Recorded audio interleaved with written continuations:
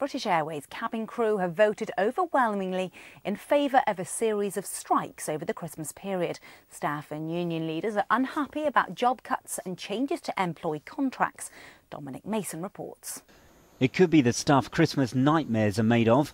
BA cabin crews say they'll stage 12 days of strikes over the holiday season, action that will mean travel misery for thousands of people. But the Union Unite says support for its planned action is overwhelming. Assistant General Secretary Len McCluskey says his members voted with a 9-1 majority.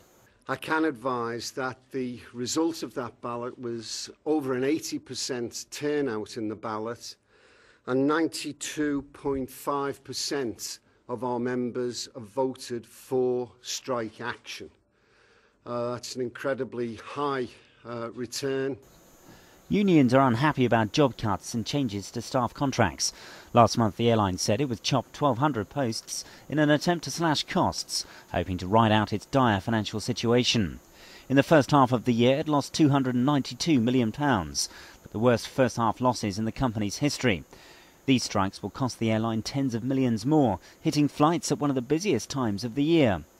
There will now be an anxious wait for the travelling public, as it's hoped management and unions will go back to the negotiating table. But with both sides firmly entrenched, hopes of a breakthrough are looking bleak. Meanwhile, BA's chief executive Willie Walsh has slammed what he calls a return to 1970s-style trade unionism. I think the action that we've seen from Unite is, by any standards, a gross overreaction to what I consider to be minor changes that British Airways has introduced, and these are changes that we've introduced in the interest of securing the British Airways business for the future.